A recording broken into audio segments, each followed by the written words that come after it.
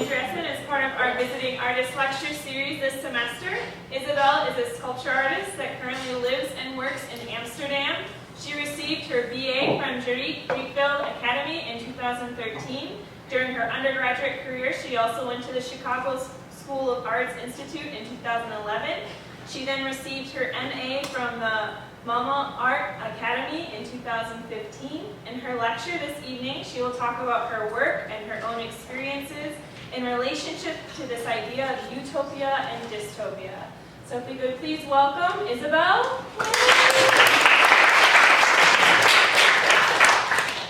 Thank you.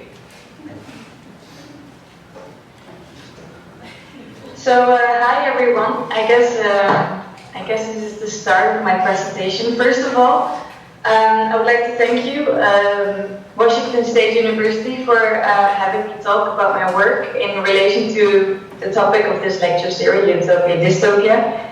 I'm very honored to be here, as far as here becomes a very strange notion. I see you, I have seen you, but I'm on the other end of the world and on the other end of the screen.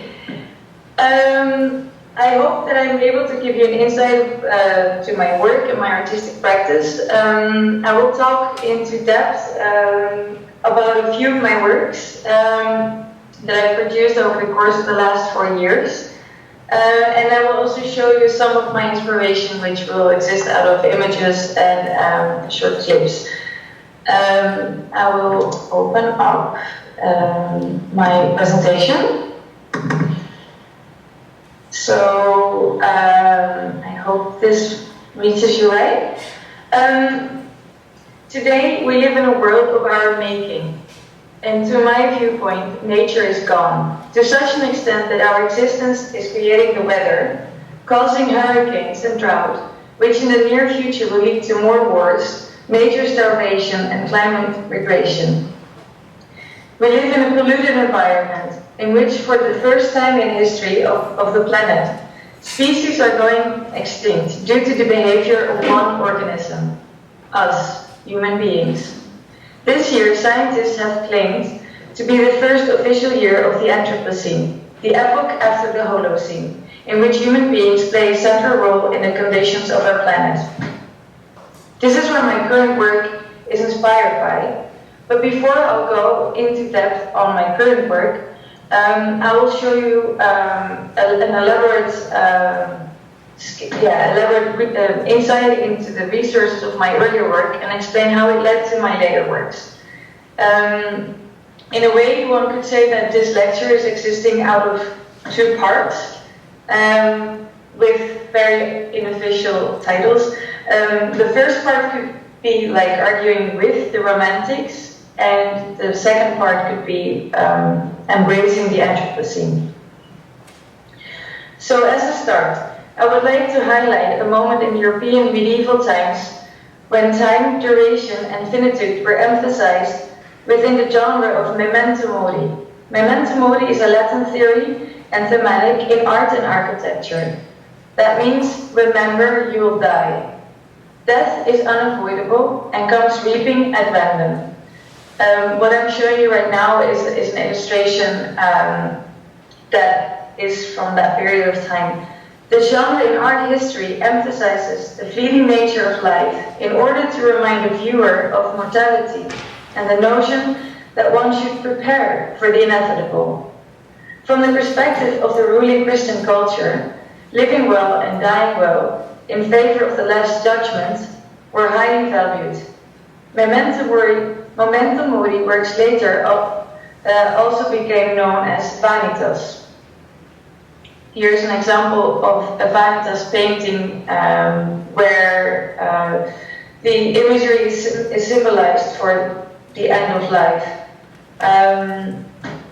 Although vanitas paintings contain a number of explicit symbols of mortality, they also feature symbols emphasizing the worthlessness and worldly goods, signs and achievements, depicting that everything is just vanity, and discoveries in science will not prevent you from dying.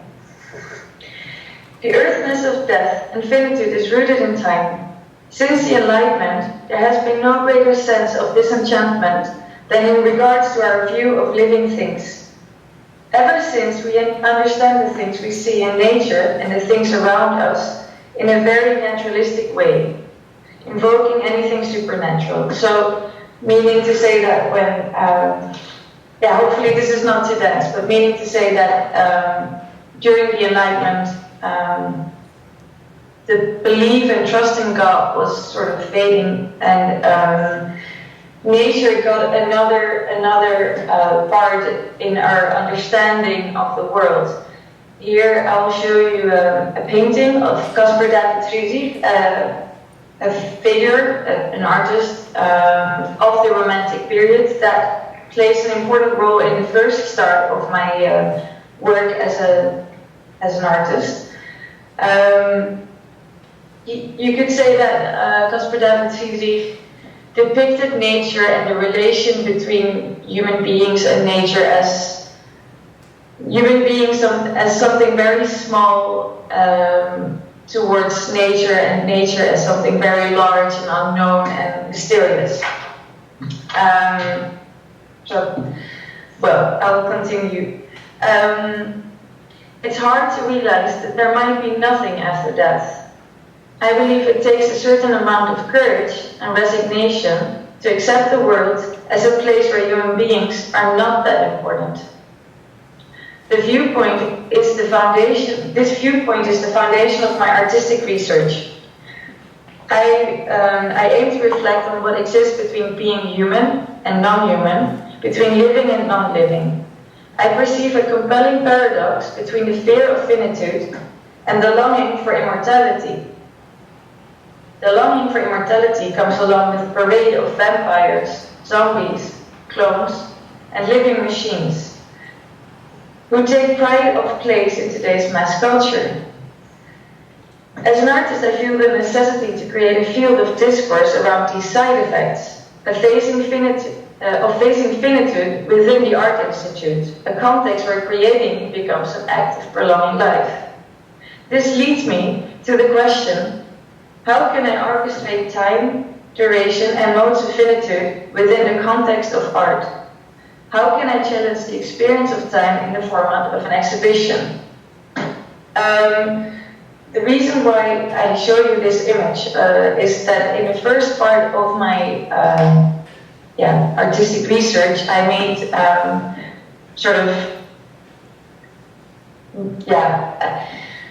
small landscapes or hints to nature existing out of everyday materials. So in this work, which is made in 2012, it's called Phantom Galaxy, I was trying to imitate a Hubble telescope image by using a printer scanner and a glass box with two balloons. And what I did is I wrote a script so that the printer could make a scan every 2 minutes and of the movement of the balloons. And this would be directed to another computer connected to a projector that would constantly reload these images. And these are a few of these images. What I later realized is by doing so, I was trying to mock the romantic. So instead of mystifying nature, I wanted to make almost like scale models of something that is so vast, like for instance the galaxy. I think I wasn't realizing how much I was disagreeing with the romantics, but I'll get to that later. This is one of the first works where I was trying to investigate ways to produce a work that could perform in the here and now and exist of some sort of transformation or flux alongside the exhibition. So what I'm aiming after is to confront the viewer with something that is not supposed to last, something that might vanish, collapse, or disappear. I aim to place the viewer in the role of a witness of a process that will be partly missed. I intend to research ways to direct time, and so the way it is experienced. Some questions that concerned me around that period of time when I was making this work is how can I evoke a sense of longing or desire? What is the role of durability and presence according to these short-lived, present, and sometimes even performative works? What is the difference in impact of witnessing a work that has not just happened, or not yet happened, I meant, is happening or has just happened? During this period of time, I created a series of sculptures that depict miniature landscapes made out of everyday materials. Each element in the sculpture was orchestrated so to activate different physical and chemical processes. In the first stage of this experimentation, I applied materials that would transform along the line of entropy. Materials would melt, decay, and fall apart. I aimed to shed an ironic light on Caspar David Friedrich's landscapes painting and the romantic intention to depict nature as something unknown, sublime, and mysterious. Doing so, I intended to merely provoke the romantic intention and question it by integrating materials like ice, gelatin, foam, water, and ink, or balloons, in this case, to depict a postcard perfect image of a natural landscape. In doing so, these temporal sculptures formed the romantic perception of the sublime into something sloppy and miniature that transformed into self-destructive representations of nature. In 2011, this line of experimentation shifted, though the ironic approach remained present. Whereas before I would use technological devices that contained quality of transformation, I now started to look into the capacity of machines to become performance in order to manifest transformation over the course of time.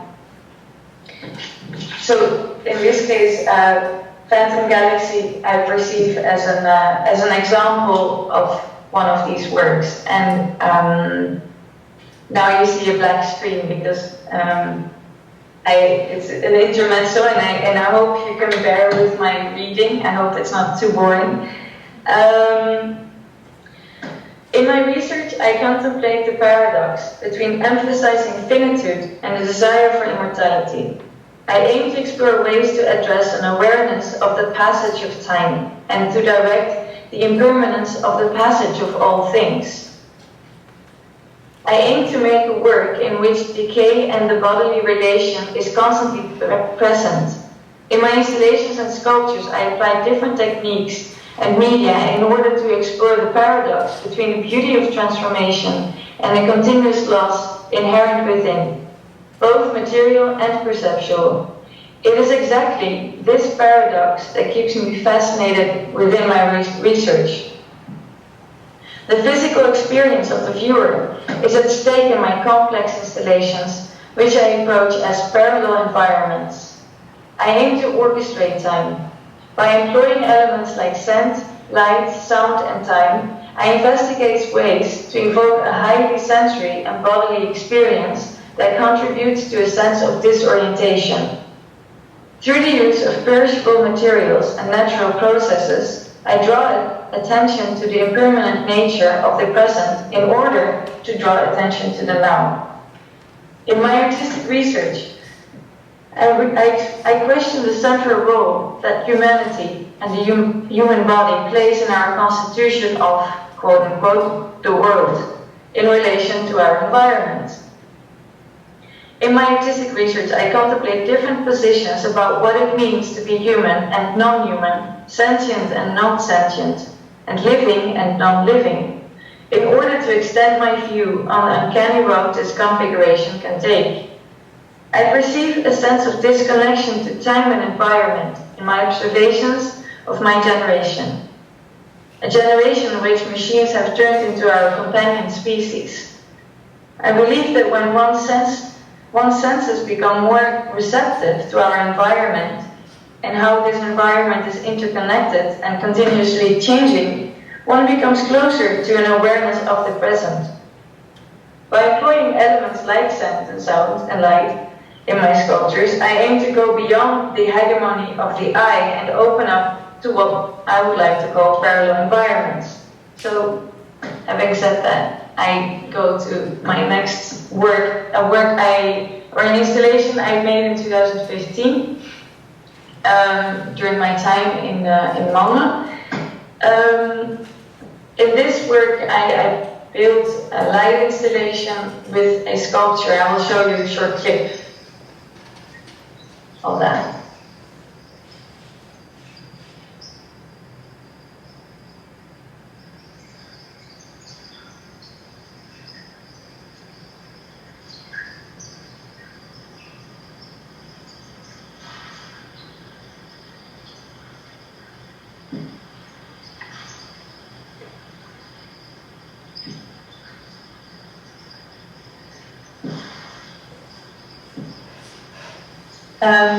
So this work is titled Andriessen. It's a, let me see if I can go back. Oh. It's a fountain sculpture, so to speak. In this work, I was experimenting with ways to create a parallel environment. It's again one work out of a series of other installations, and I guess I built an overload of like I was trying to create like an overload of senses that get together. And the work, what you see is a sculpture, a ceramic sculpture from which water flows. And I was hoping to create a space where people could endorse themselves into the smell and the light. So here comes in some ideas I had about that work. To support my point of view, I would like to refer to the Finnish architect Juhani Pallasmaa. He claims that the gradually growing hegemony of the I seems to be parallel with the development of Western ego-conscious and the gradually increasing separation of the self and the world. Vision separates us from the world, whereas the other senses unite us with it. He continues, one becomes detached from an incarnated relation with the environment through the suppression of the other senses, in particular due to the technological extension of the I. This concern influenced me in 2013 and 14 to produce works in which sense, sound, and light became more prominent elements investigated within the format of an exhibition. In doing so, I aimed to distort the sensory experience of the viewer in order to become more aware of what constitutes the sensory experience of our environment and its interconnectedness. I believe it's important to have a better understanding of the non-human perception. So I guess this is where my chapter on arguing with the romantics kind of ended. Honestly speaking, as an artist, so in between these periods, I worked a lot with light and sound and smell, as I said, and I was missing some more engagement to this relation towards nature within these light installations. So towards my graduation year, I started researching the Anthropocene a lot more thorough, and during that research, I came about some ideas which I'll introduce later.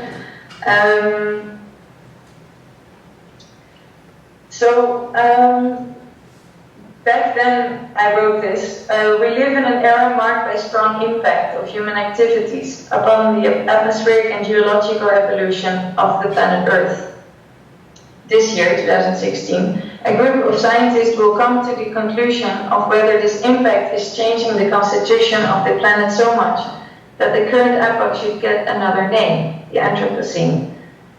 Everywhere, humans lose ground against technostructure and the algorithms of profit. As founders of this new epoch, we leave traces like land, architecture, materials, and satellites behind, which will last incredibly longer than humanity will. So, in other words, I started to realize that this research into time should not necessarily only happen in the materials I'd use, but also in the backdrop of my research. So from this work, I went over to to research hyperobjects. Hello, everybody. Sorry. I started to research hyperobjects, a concept from Timothy Morton, the man you're seeing on the screen right now. The deeper I got into this artistic research, the more I realized how the elements constituting ecology are interdependent. I'm fascinated by the fact that human beings, by being human being, seemingly being driven to grasp the vastness of the world we live in order to make sense of it, is to overcome immortality, or excuse me, to overcome mortality, and perhaps even to become immortal, like zombies, or moving on the era of the Anthropocene. I thought instead of explaining hyperobjects myself, I thought it would be good to show you a short clip of how Timothy Morton explains it. So yeah, I'll let him tell a bit about his concept of hyperobjects, because I can understand it's a bit vaguely at this moment. And I'll pick it up from there.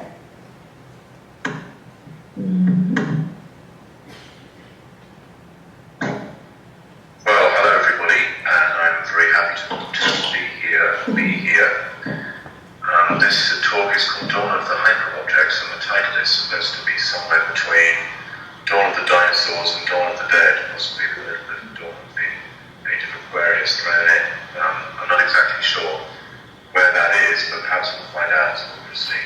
Tectonic plates, global warming, nuclear radiation, evolution, these are hyperobjects, entities that are massively distributed in time and space, at least relative to human scales. Hyperobjects appear in the human world as a product of our thinking through the ecological crisis we have. The ecological crisis is best thought as the time of hyperobjects. Why? Because this is the moment at which massive, non-human, non-sentient entities make decisive contact with humans, ending various human concepts such as world, horizon, nature, and even environment. Art, in the time of hyperobjects, isn't simply art about hyperobjects, but art that strives to evoke hyperobjectivity in its very form. I'll try to explore some of this art in my talk. In particular, I'll show how what we thought of as postmodern art is often better thought as the first stirrings of a truly ecological art. My irony hasn't gone anywhere at the time of hyperobjects. In fact, it's even more poignant than ever. Hyperobjects are viscous, molten, non-local, phased, and interobjective. Let's go through these properties one by one. One, viscosity. The more we know about them, the more we find that we are glued to them. We find ourselves unable to achieve epistemological escape velocity from their ontological density, just as we were beginning to enjoy our ironic free play. No fair.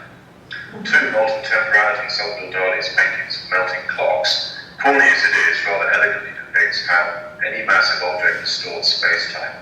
Many hyperobjects really are massive enough to do this for real with visible effects, as in the case of planet Earth itself, so time runs faster on a plane than on Earth's surface. But all objects melt and rip in time like this. There is no such thing as a rigid body extended in time and space for this reason.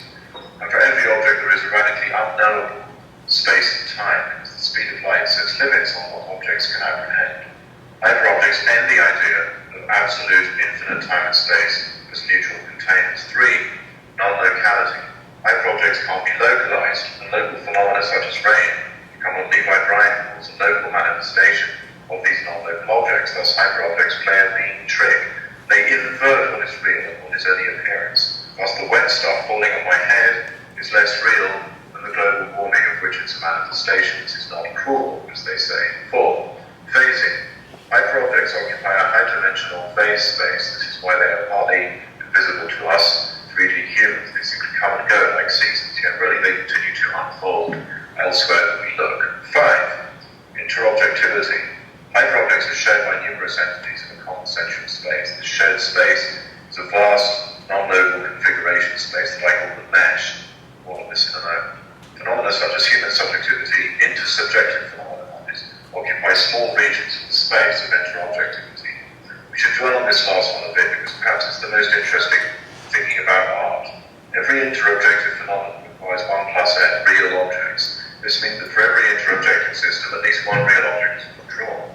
For example, consider a beat. A beat occurs when one tone is cancelled by another tone. You make a beat by cutting a continuous tone. The gap between the two is a beat. Now, every event in reality is a kind of inscription of which one object leaves its footprint on another. Interobjective reality is just the sum total of all these footprints crisscrossing everywhere. I'll tone him down here because further on he goes more into depth on hyperobjects, but I think it would be too complex to really elaborate on it further. Let me see if I can go further. So for instance, thinking of hyperobjects, I'm showing you now an image of plastic islands, gathered plastics that we leave behind, or that doesn't leave anywhere but gets clutched in the Pacific Ocean, for instance, or other oceans.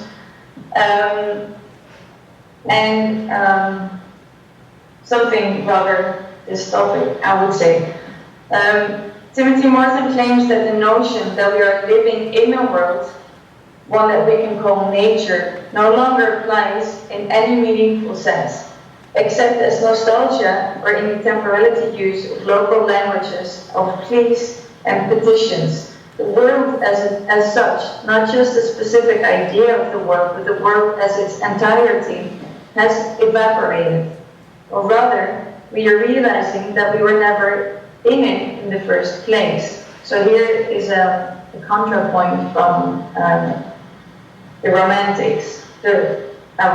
Afterwards, I will try to go into depth about that.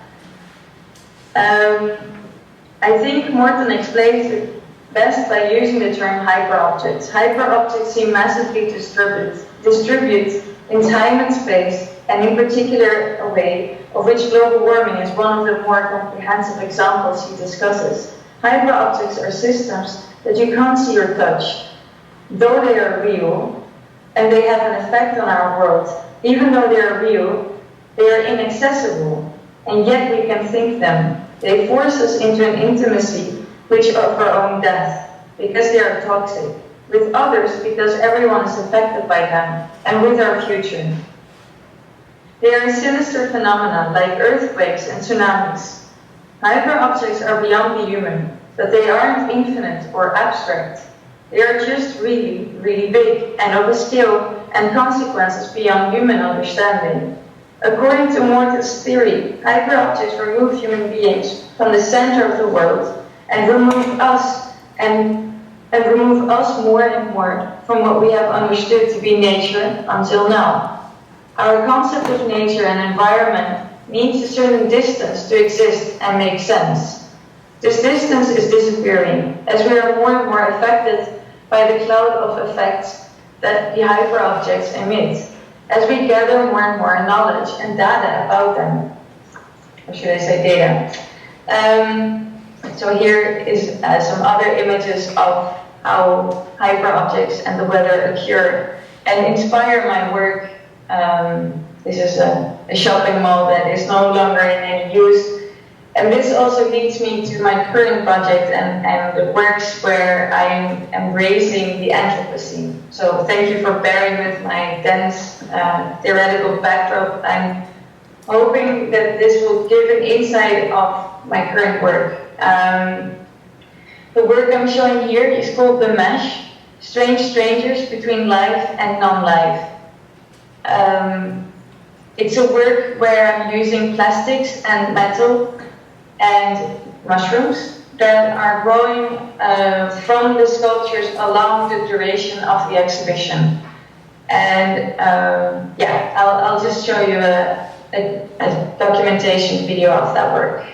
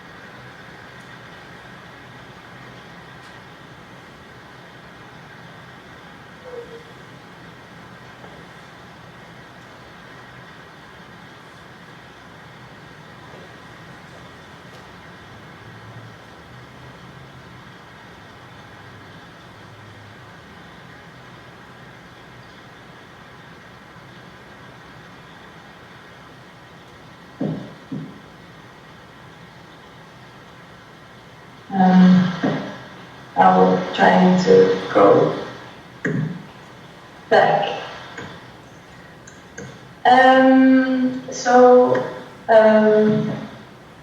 While making this work, or working towards this work, I was wondering how can I mediate on the imprint that human activity leaves on planet Earth without judgment or any didactic standpoint.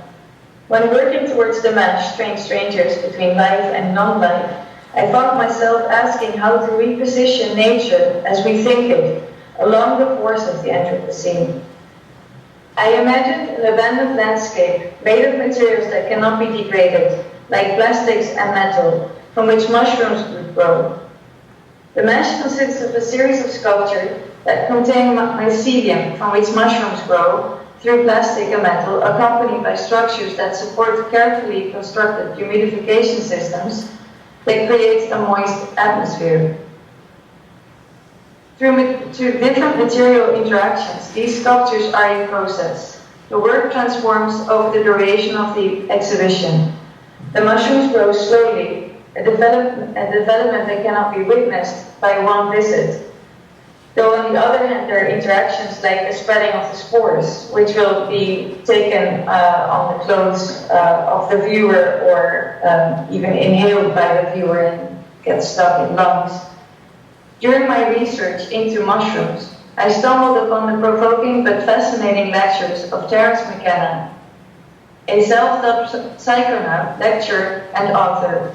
He speaks about mushrooms in relation to the question of extraterrestrial penetration of the human world, and in his attempt to assign mushrooms as potential aliens or extraterrestrial life forms.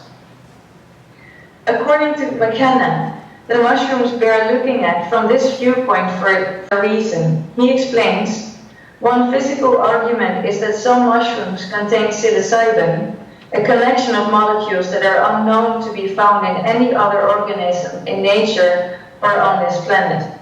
This notion goes against the logic of nature, where through evolution genetics are passed on. Secondly, he claims that the spore is one of the most electron-dense organic material known, making it as strong as metal. It is a fact that mushroom spores happen to travel outside of the planetary atmosphere, and they happen to survive the environment of outer space. With this project, I aim to emphasize the contrast between the alien and uncanny artificial, yet organic mushroom, and the industrial and plastic materials. One of the most fascinating aspects of the mushrooms is the uncanny texture, like that of a cold or dead skin. Their nature is that they live off the dead matter by growing a dense rhizomatic network of neuron transmitters called mycelium that digest the dead material. I was wondering, how can I approach the mushroom as an intelligent material through the medium of sculpture, through pre-directed exhibition in which there is a sense of absence of the human body and the uncanny In this context, I would like to define the uncanny as something uncomfortable or unheimlich that appears to be strangely familiar and familiarly strange. Sorry. In this project, I researched the encounter with the uncanny when the seemingly rigid boundaries between life and non-life, sentient and non-sentient, and organic and inorganic become confused. In doing so, I aim to emphasize the contract between the human body, mushrooms, and systems. I contemplate the interconnectedness that is involved in the Anthropocene, the dissolving boundaries between machines of production and consumption, and our finite biology and our finite biological nature in order to communicate my view on the uncanny road this evolution is taking. I was wondering, the alien might as well not be as alien as it might seem. This leads me to the following last work I'm showing you. Maybe I'm going quick, I'm not sure. This is a project I'm currently working on.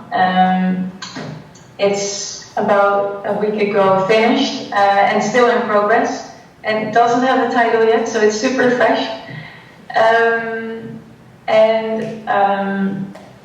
It will consist out of a series of sculptures, of which this is one of the first. What you're seeing is a wax plinth, and wax is a side material of oil. It's a material they distill from oil that cannot be used.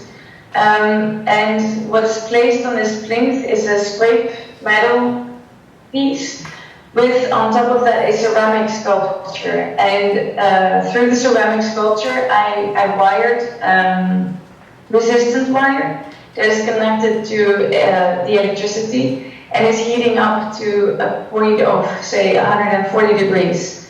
And over the course of the exhibition, the wax that is placed on top of the sculpture is slowly melting and releasing scent.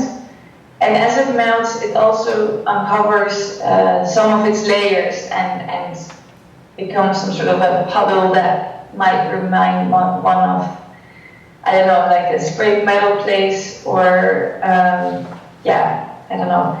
It's another way in which I'm trying to create a science fiction landscape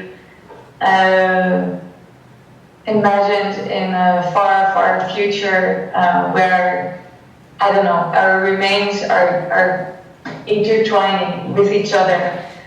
So in this current project, I'm starting to get more and more fascinated by the existence of plastics as one of the elements in hyperobjects, and the fact that plastic is one of these materials that don't leave our planet and actually outlaw or like outgrow our existence as a species.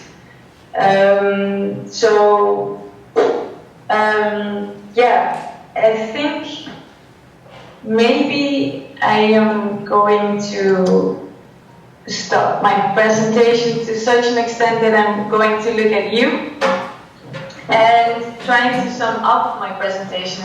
I realized that it might have been probably rather dense, but I hope at least that I've been capable of giving you an insight to where I at least feel inspired by this relation and contradiction of where in the beginning there were the romantics and their viewpoint on nature, that put nature as something out there and not something that we're interconnected with. And through my work, I think I'm trying to research that and trying to engage myself with it and have myself inspired with it. And I think my work is constantly, every series of sculptures I make, I perceive myself as an interpretation of landscapes. in a very science fictional way and a very dystopic way. So I think with every, especially in this later series where I'm I don't know, stating that I'm embracing the Anthropocene, I like to think of this dystopic idea that, like, I constantly start with the question, what would nature look like, say, 3,000 years from now, or if the processes that we've started concerning weather and pollution, if they would continue the way they do and accumulate, and what kind of landscape would that create, and how far are we actually withdrawn from nature? So, yeah, maybe this is the point where I could open up for questions, because at least I hope you have a few. Hi.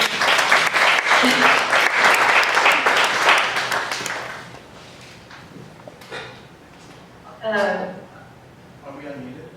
Did you survive? Yeah. I had a question. Can you hear me? I don't hear you very carefully. I only heard that someone has a question. Maybe you want to repeat the question?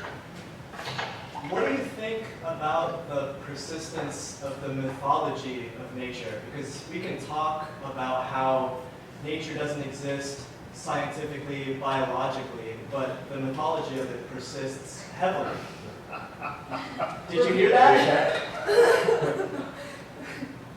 Did you hear what he said? That the mythology of nature exists heavily. So do I understand perfectly that you distinguish the fact that we can talk about it and that it's something completely different from what it actually is? Yeah, I'm just curious about your thoughts regarding the persistence of the mythology, because it seems like this notion that nature doesn't exist, is really new. And at the same time, it's also meaning that everything is nature. And that's the thing that we're trying to figure out. I hear an echo, so maybe that's why I'm talking a bit slow. So in a way, it's true that nature doesn't exist anymore, or wilderness doesn't exist. And on the other hand, even plastic is nature. Everything is built up from natural or organic resources. So I don't have the clear answer. I just think it's very interesting to question what this means for material and when using material as a sculptor. I don't know if I answered your question. Yeah, totally. It was a vague question in the first place. Thank you. My pleasure. You have a question? Hi, I'm Joe. Hi, Joe. I'm Nice to wondering- meet you. I'm wondering if we can maybe bring it down to earth for a minute for some undergrads that we have in the room that are just beginning a sort of, hopefully, the kind of intellectual journey that you're on. Maybe you can talk about sort of what kinds of materials you started with as an artist and how that whole big journey sort of happened, and maybe a little bit about the kind of physical making aspect of your work. Sure, great question. I'm sorry, I also was afraid that I would go way out. So how did I start it? Would it be possible to mute me for a moment so that I don't hear my own echo? And then we'll try to answer that question. So how did I start? I think I really started with the question, like, I want to make sculptures that vanish, disappear, and decay. So that having as a problematic, I was starting to look for materials that could serve me that quality. So I was working, I started in the early beginning of my sculptures, I started working with ice, gelatin, sugar, and making these very sloppy constellations in order to figure out, like, okay, so how can I orchestrate time? I have a space, I have a certain set amount of time, and right from that start, I was making landscapes, miniature landscapes, and I think only in retrospect, that was because of some sort of fascination for this idiocracy of, it just didn't seem to fit with me to depict nature as something that is so mysterious. And I don't know, I can't really explain, but from, well, maybe to a certain extent, I grew up in a family where my father wrote a utopia. So maybe, even though it's a side effect, I think it definitely influenced me as an artist. So my father was an artist, he wrote a utopia. And I guess it must have been in the back of my mind when working. But I think, yeah, death has been a starting point. Death, finitude, and the passage of time, and just for it being a personal fascination. So I think thinking in practical matters, I started to see how I could actually have materials manifest that passage of time. Like, how can I, just a basic question, how can I create a work that reveals the passage of time? And so I was looking for materials that in which time is manifested. And then I had this difficult question, like, how do I put the elements together? And naturally, miniature landscapes existed. I don't know, this probably is not a very, it's a very honest story, but yeah. Any more questions?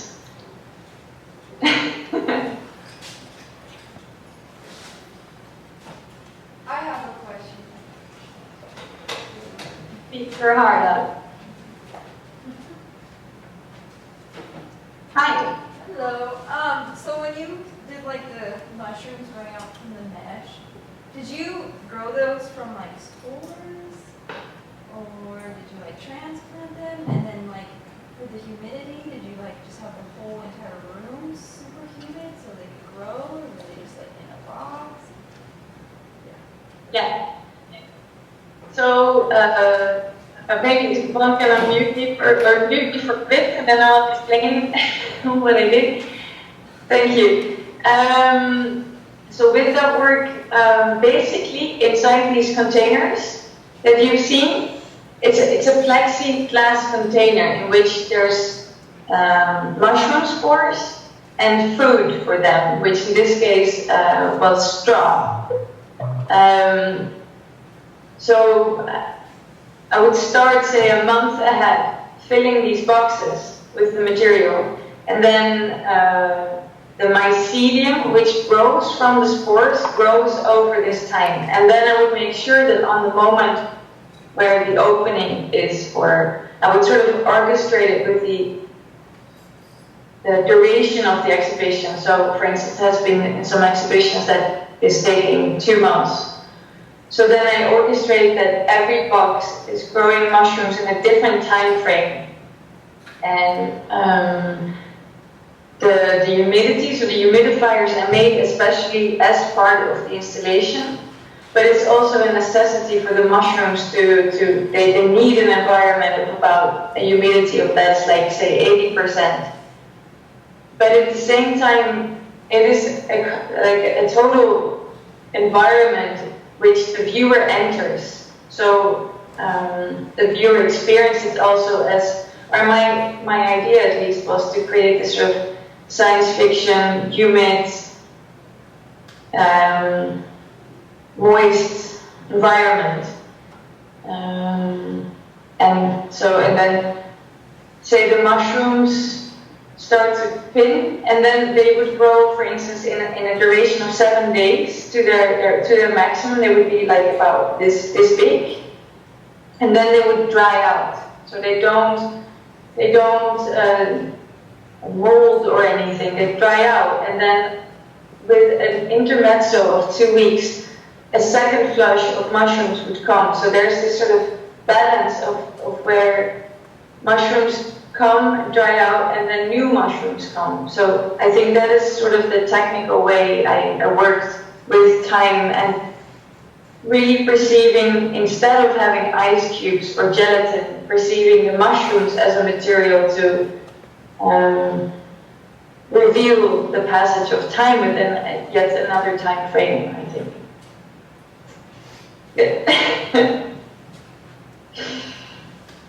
Thank you. Did I clarify some of what you wanted to know? Yes, you did. Thank you. I'm off camera here, so I'll remain mysterious, but I'm close enough. Within that process of negotiating with the gallery where you showed that, did you encounter difficulties? Actually, I never really did. No. Sure, the moist was a problem sometimes, but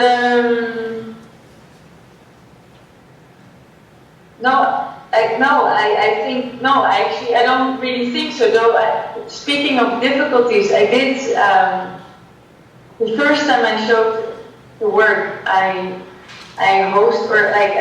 guarded the exhibition myself, and I absolutely created or developed an allergy for mushroom spores. Like after 2 weeks, I just sat straight in bed. I couldn't breathe anymore. So I can't really, I really got allergic to the mushroom spores, because it becomes a super thick layer, even though you would not imagine. But just to give you an idea, that these mushroom spores are really small, but they come in major amounts. And I've read that, for instance, one mushroom spore travels 2 times around the planet before landing on Earth. So most of the time they travel on people's bodies or animals or leaves or whatsoever. But I undertook some difficulties with that work. But I also have to say, my experience is that when people have been inviting me for the work, they maybe didn't really realize the physical presence of the moist, of the spores, and I don't really mind, to be honest. I hope I answered your question. I don't know. Yes, thank you. And Thank you. I have a question too about scent, and I have been wondering what's the scent in your latest work, because it's about melting materials and plastic and metal like that. So I was just wondering what kind of scent is it if I'm there and smelling? Is that the sticky smell? You mean the smell of the last work I was showing? Yes. Am I correct? Yep. Right. So there I'm melting plastics and latex. So you could imagine a bit of, a very toxic smell. So instead of having it, whereas some of my installations I wanted to create a meditative or comfortable space to be in, this current work I'm working on, for me, is really about this, to emphasize the uncanniness of these materials that we leave behind. So what I'm doing is I'm melting these plastics and latex, and it smells like it. So it's not very comfortable, and I think that's what I hope to create, this work that looks really appealing and attractive, but the more you're with the object and the more you're close to it, the more you actually want to be away of it, because I think no one really finds the smell of melted plastic really comfortable. It's a rather unheimlich or uncomfortable smell, and so I think in that sense I try to research another aspects of hyper objects as Timothy Morton describes it.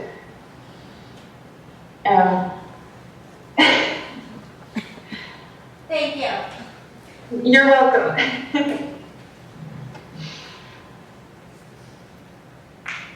It's interesting you're describing humans as sort of being a plague, in a way.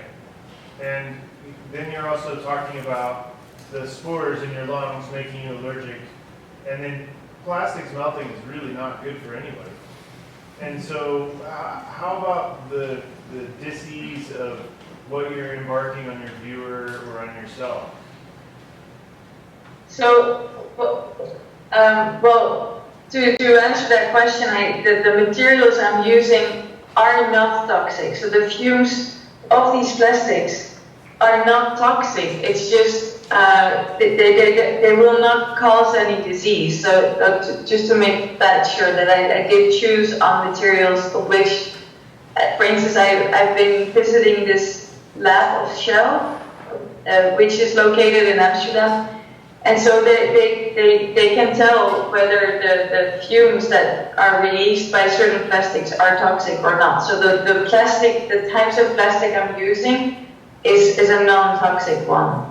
So of course for me it's really important that in fact I'm not making or causing any diseases. I think there's also a difference between constantly with the work, which I am as an artist, or being a viewer, viewing the work maybe for an hour or two or less probably. And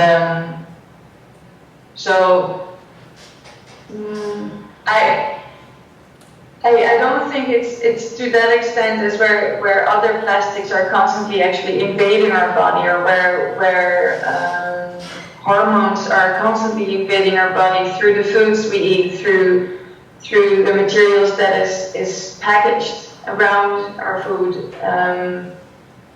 I don't think there's. I think that would be much more effective to the constitution of our body than for instance, the way my work is causing fumes, or if that makes sense. Does it?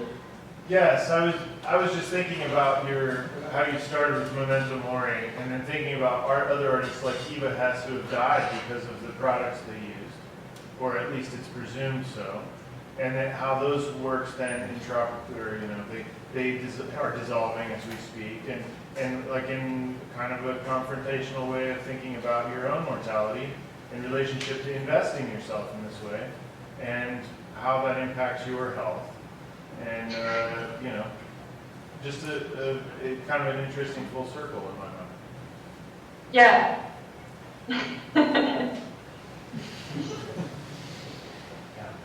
I think that's well put. Thank you. You're welcome. Okay. So any further questions? No? Okay. All right. Thank you so much, Isabelle. I think we're all good here, but thank you so much for being here. Thank you. Thank you. I guess I'll see some of you tomorrow, no?